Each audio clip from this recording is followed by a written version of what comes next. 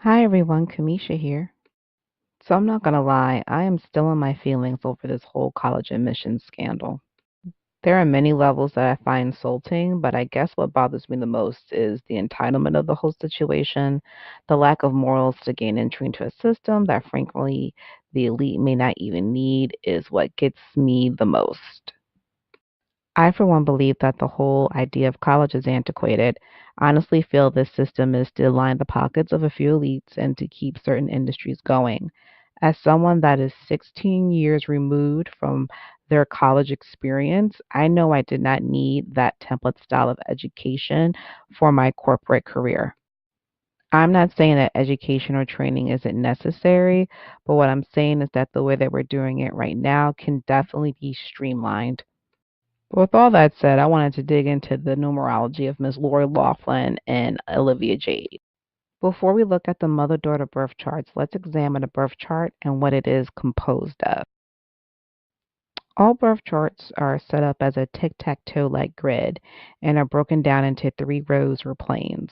The first row is the basic self or physical plane. The second row is the high self or soul plane. And the third row is the conscious self or mind plane.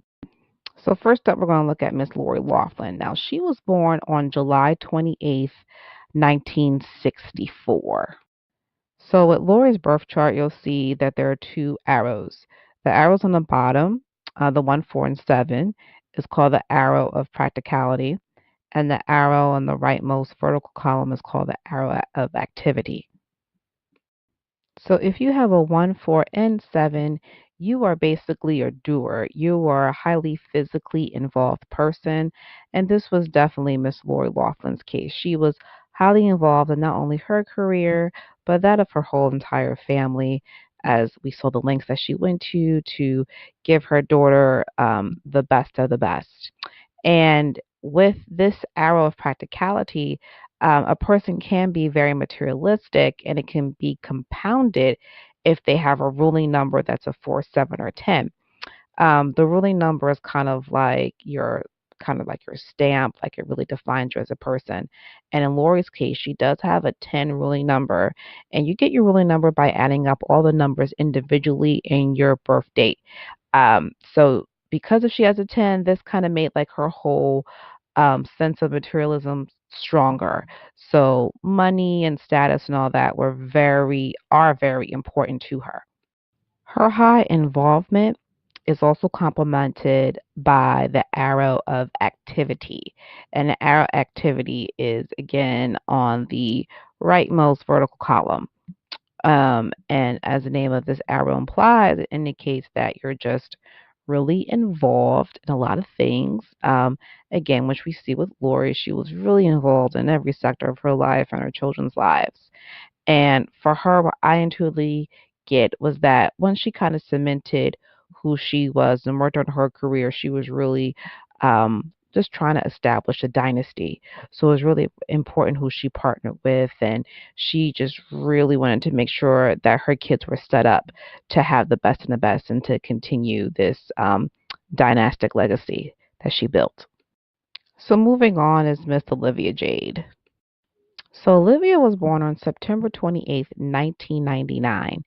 And what you will see is that she has a lot of nines. In fact, she has four of them. When you study numerology, you learn that too much of a number in your birth chart can cause imbalances. And of course, there are certain things that you can do to circumvent this, but we can definitely see how this played a part in Olivia's upbringing. People with four nines need a lot of help as they live in a dream world of vague unreality. They tend to have hippie ideals and can become an extreme hermit or a cyclical hermit, which means that they try living a normal lifestyle, but then they go back to their reclusive lifestyle. So, this mindset definitely ties into Olivia's laissez faire attitude about college. I'm sure a lot of you saw the video where she was just like talking about college, really as like a side piece to everything else that she was doing. And at the end of the video, she was just like, I'm not really into this. So, um, she just really didn't want to do this, which is all well and good. Um, and I really don't understand why her parents pushed this on her because she really didn't need it. I mean, she actually has a promising outlet with her social media following. I believe she has about like a $2 million, not $2 million, but 2 million followers. Um, so I don't understand why the idea of college was pushed onto her.